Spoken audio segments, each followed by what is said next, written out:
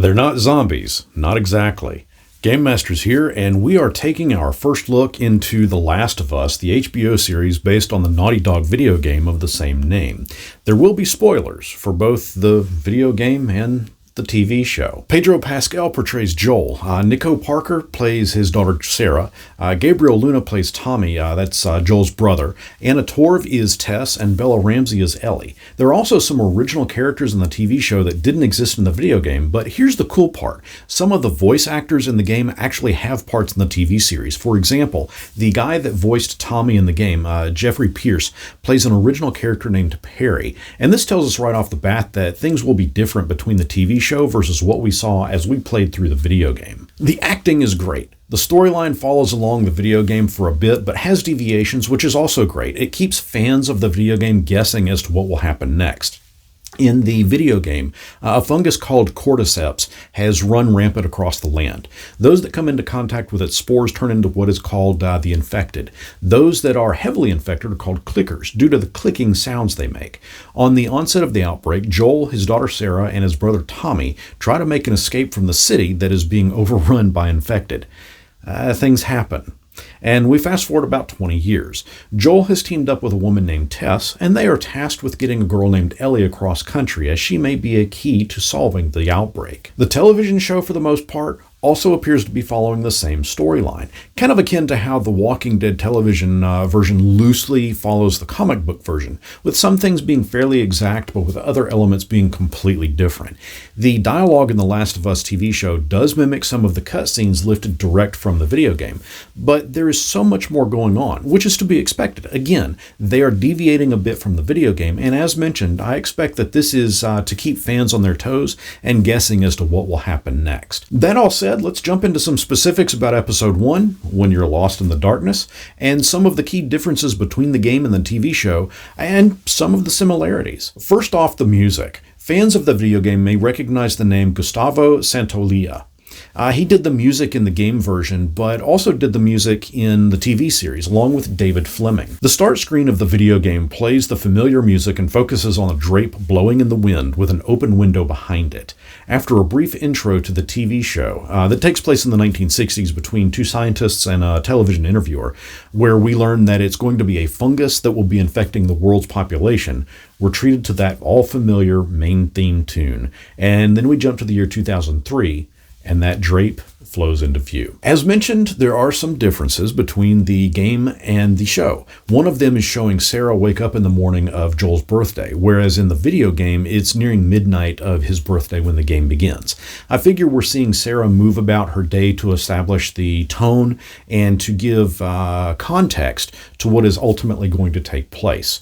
Once all hell breaks loose, the TV show does a fantastic job of recreating the truck drive from the video game. In it, you're playing as Sarah, but have the ability to look left, right, behind, and in front of you, and you're simply watching the horrors and the beginning stages of the infected take hold. Chaos in the streets, all from Sarah's point of view. Those that have played the video game know how this segment ends, and it's no different in the TV show.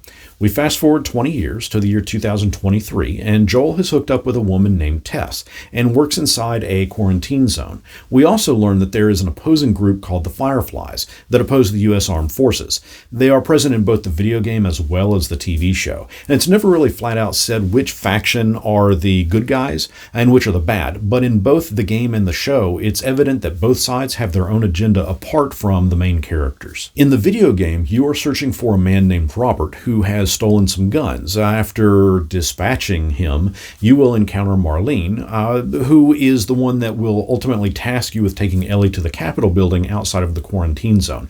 In exchange for doing that, she will give you guns and ammo. In the TV show, Robert has stolen a truck battery, and Tess tried to get it back, as the battery is a means for Tess and Joel to leave the area to find Tommy, who hasn't been heard from in weeks. Joel won't sit still, and he and Tess head out to find Robert. Only when they do, he's already been shot, and the truck battery is all corroded. At this point, the video game and the TV show kind of come back together, and Tess and Joel and Marlene and Ellie encounter each other. Marlene tasks Tess and Joel to take Ellie to an old state house. Interesting to use the word state house instead of Capitol building, but that's minor. In the TV show, Joel takes Ellie back to his apartment while Tess gathers some supplies, and Ellie finds a book of the Billboard's top hits, but inside is a slip of paper that shows a code.